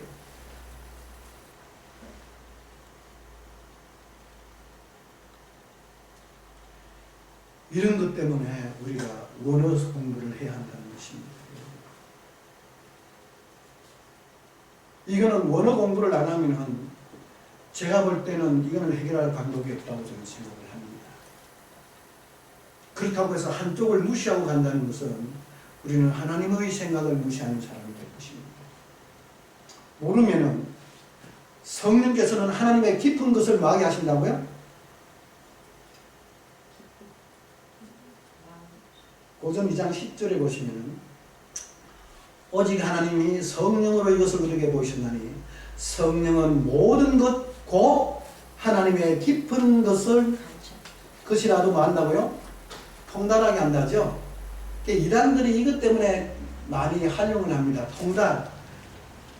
어떻든 여기서 하나님의 깊은 것을 누가 뭘 한다고요? 성령이 알게 하십니다. 그러니까 금방도 우리가 이런 모순적인 부분들, 이런 부분들을 누구에 있어요? 그러니까 우리 안에 하나님의 생각을 하시는 성령이 계신다면 왜 이렇게 모순이 나타나는 표현을 했는지를 그분에 의해서 우리는 알 수 있다 없다? 알 수 있어요. 근데 우리 생각으로 보려니까 도대체가 풀어져요 안 풀어져요? 안 풀어지죠. 근데 이게 풀어져요 다. 성경에 다 있는 이야기입니다. 그러니까 기가 막히지 않습니다. 근데 여기서 통달이라는 단어도 얼마나 오역이 되어 있는지를 보겠습니다. 하여튼 이 중요한 것마다 이게 번역이 되므로서 이단들이 여러분 죄송합니다만은 신천지 있죠? 지금 여기도 얼마나 많은 문제를 일으킵니까?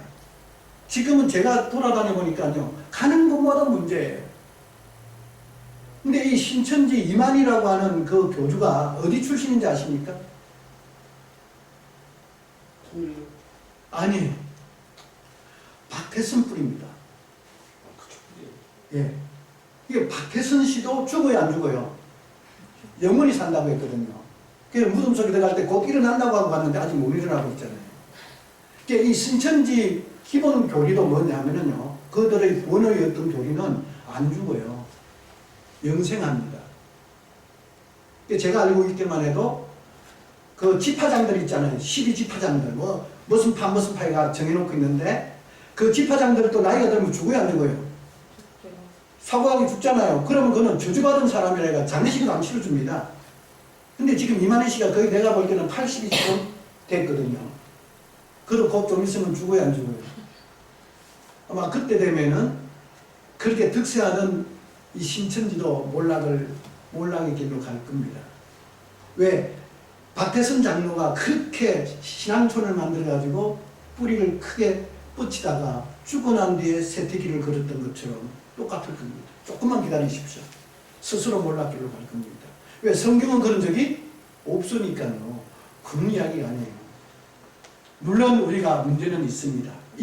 이것 때문에 그들도 그러는데 요한복음 11장 25절 말씀을 보면은 나는 부활이요 생명이니 나를 믿는 자는 죽어도 살겠고 나를 믿는 자는 영원히 죽지 아니하리라. 너가 이것을 믿느냐? 여러분 그거 쉬운 것 같죠? 어렵습니다. 왜 어려운 줄 아세요? 자, 나를 믿는 자는 죽어도 산다고 해요, 안 해요? 살죠?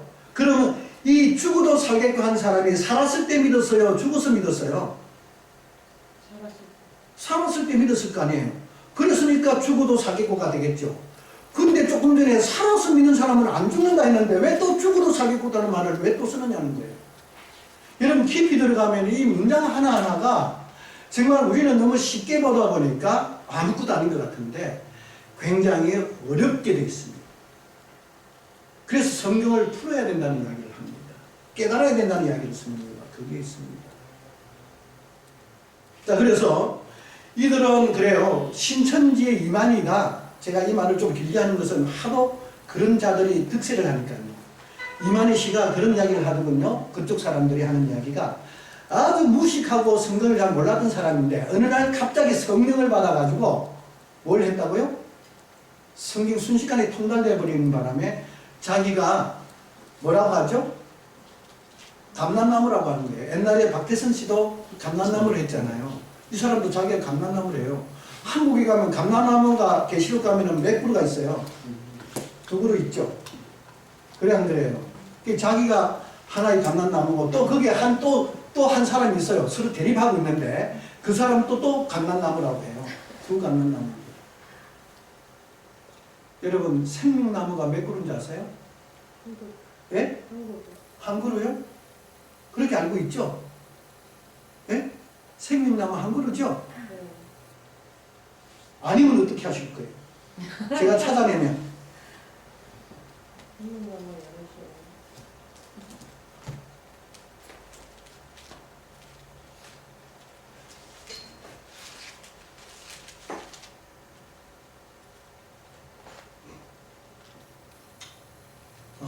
계시록 20장 22장 1, 2절 보시면은 또 저가 수정같이 맑은 생명수의 강을 내게 보이니 하나님과 믿어진 양의 보좌로부터 나서 길 가운데 흐르더라.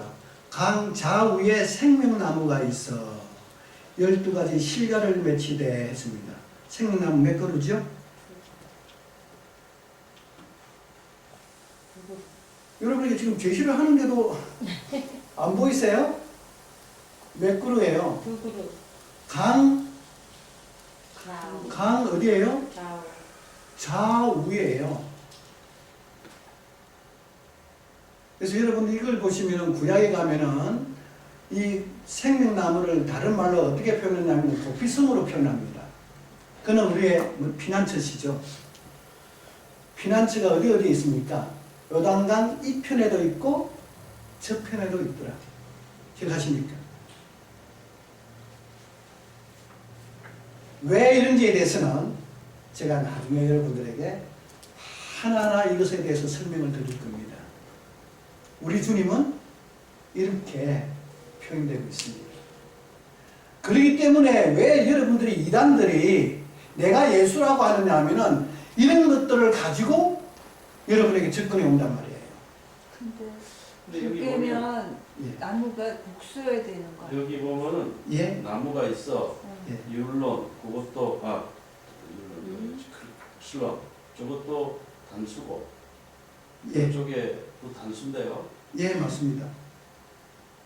맞습니다. 단수인데 2그루단 말이에요. 그러니까 더 이게 우리에게 신기하죠. 단수인데 2그루예요. 문법이 그러니까 오늘 그거 우리 지금 따지면은 여러분 오늘 우리 공부 못합니다. 그러니까 그것은 다음에 여러분에게 캐셔널을 가지고 계셔요. 제가 분명히 여러분 이걸 풀어줄 날이 올 겁니다.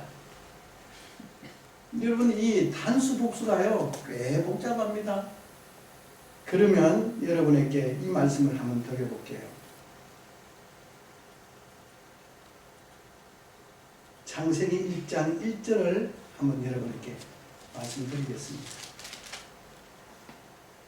우리가 헬라어든 히브리어든 동사는 이 동사 안에는 주어를 가지고 있어요. 헬라어도 히브리도. 그래서 동사 안에 있는 주어와 문장의 주어가 일치를 해야 됩니다. 즉 동사 안에 있는 주어가 단수면 주어도 뭐 해야 되죠? 단수여야 되고요.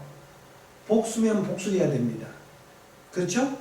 근데 창세기 1장 1절을 보시면은 태초에 창조하시니라 할 때를 보시면은 창조를 보시면은 칼 동사 3인칭 단수예요, 복수예요? 단수. 단수죠. 근데 여기 하나님은 단수입니까, 복수입니까? 복수죠. 복수죠. 그럼 이렇게 쓰면 안 됩니다. 문법적으로. 근데 그 집합명사의 경우는 단수는 패밀리. 예, 집합명사는 주로 우리가 중성으로 쓰이면서 복수가 단수를 쓸 수 있습니다. 근데 하나님은 중성이 아닙니다. 남성 복수입니다. 그래서 이걸 유대인들은 있잖아요. 이게 해석이 불가능합니다. 왜? 유대인들은 하나님은 유일신인데 왜 복수냐? 그래서 그 랍비들이 뭐라고 하느냐 하면은 이 복수는 복수 하나님은 어떨 때 쓰느냐 하면은 전지전능성을 강조하는 거다. 이렇게 해석을 하고 있습니다. 그렇게 하나님이 복수 하나님을 해석할 방법이 없으니까요.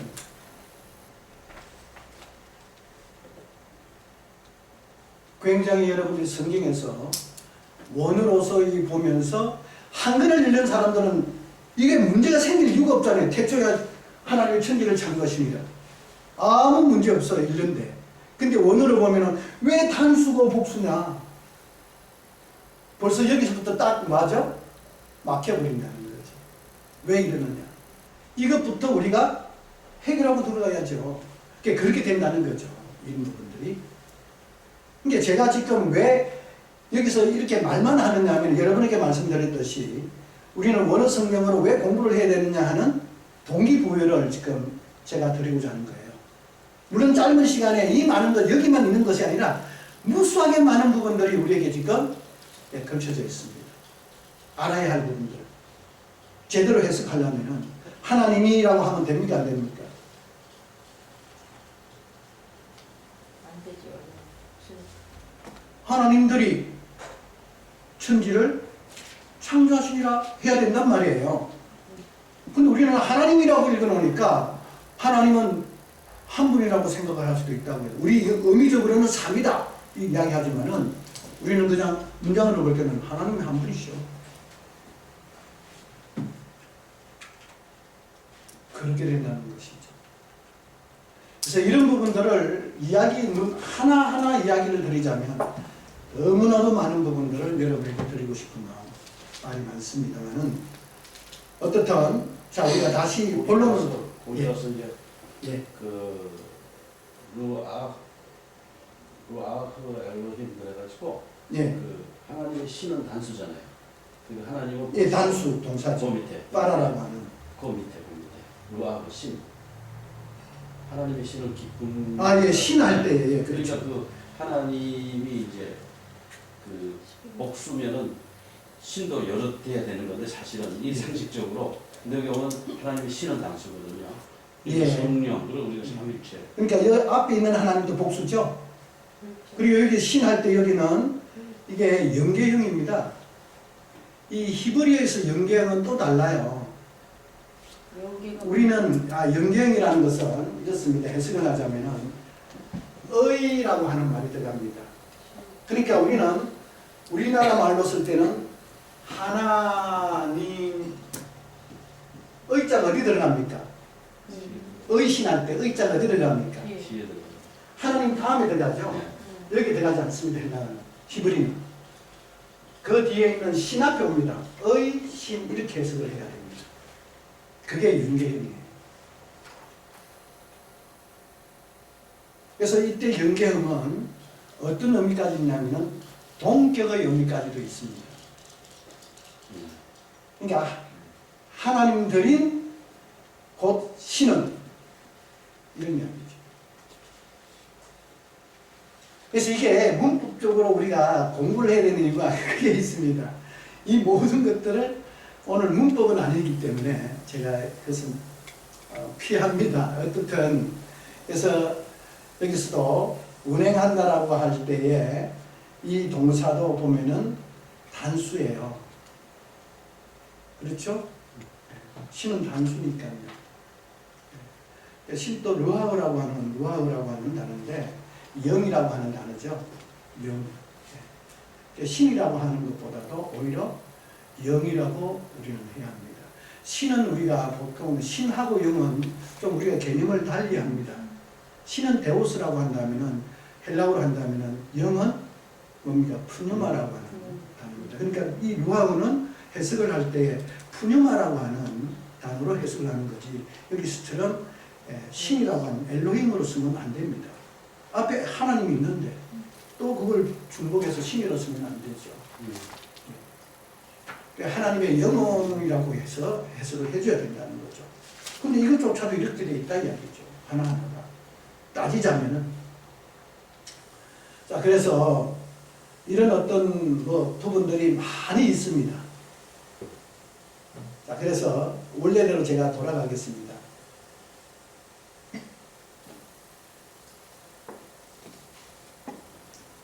그래서 이 문자 속에는 이렇게 하나님의 생각이 들어있기 때문에 하나님의 생각을 하시는 성령이 계시지 않으면 그 의미도 모르지만은 앞뒤 여기서 저기서 말하는 서로 모순되는 요소조차도 우리가 제대로 파악을 못해요. 그래서 제가 그런 것을 가지고 이야기를 하죠. 한번 여러분 생각을 해봅시다. 2000년 전에 이 땅에 오셨던 주님이 그대로 우리 안에 계신다고 한다면은 그때 말씀하시던 제자들에게 말씀하시던 어떤 것을 물었을 때 그 설명하던 그 설명을 우리가 그대로 설명할 수만 있다면 객관적으로 우리 안에 그분이 있음을 인정할 수 있어요, 없어요? 있겠죠. 예, 그런 것을 통해서도 우리가 객관적으로 우리 안에 어떤 분이 누가 계시는지를 충분히 말 수 있다고요. 알 수가 있습니다. 자, 그래서 오늘 우리가 처음에 뭘 했느냐 하면은 제가 여러분들에게 말씀드린 것은 이 보물이 어떤 보물이 됐습니까? 땅 위에 있는 보물과 하늘 안에 있는 보물로서 두 보물을 이야기했습니다. 그래서 그 보물을 가지고 우리가 결론적으로 보면은 성경에 많이 나옵니다. 마태복음 19장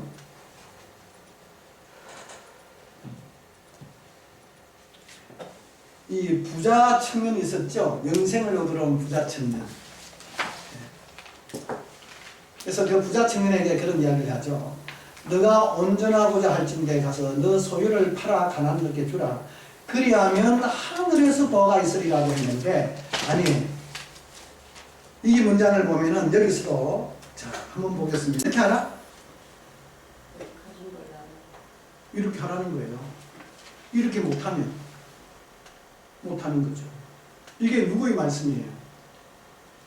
주님의 말씀입니다.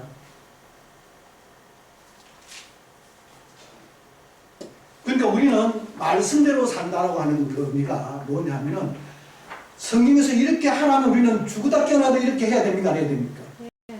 해야죠. 그러니까 그렇게 못하는 나를 쳐야 되잖아요. 나를 쳐서 내가 그렇게 될 수 있는 자로 날마다 나를 쳐서 그 길로 말씀대로 살 수 있는 내가 되도록 만들어야죠. 그렇지 아니하면 우리는 말로만 들을 뿐이고 실제로는 눈을 잃은 성인이 되어버린다는 이야기입니다. 그래서 오늘 제가 이 몇 가지 말씀을 드렸습니다. 사랑을 가지고 말씀드렸고 또 봄을 가지고 제가 말씀을 드렸습니다. 그러니까 이 사랑만 하더라도 우리 사람의 생각으로는 어떤 개념인데 하나님은 어떤 생각을 하고 계시는지 그리고 이 보물도 우리는 어떤 생각을 하고 있는데 하나님은 어떤 생각을 하시는지 그래서 믿음, 소망, 사랑 그 중에 제일은 사랑이다.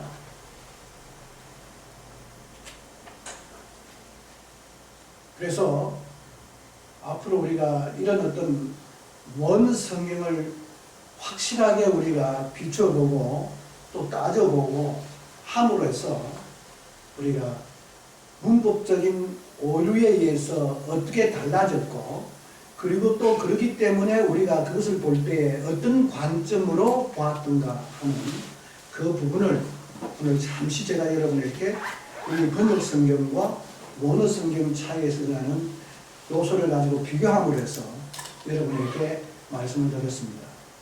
그것을 받아들이고 여러분들이 생각하는 것은 여러분들의 몫입니다.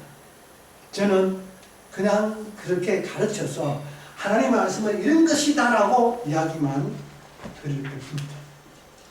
왜냐하면 이것을 취하고 취하지 못하는 아니하는 것은 누구 몫입니까? 여러분들 자신의 몫이기 때문에 부디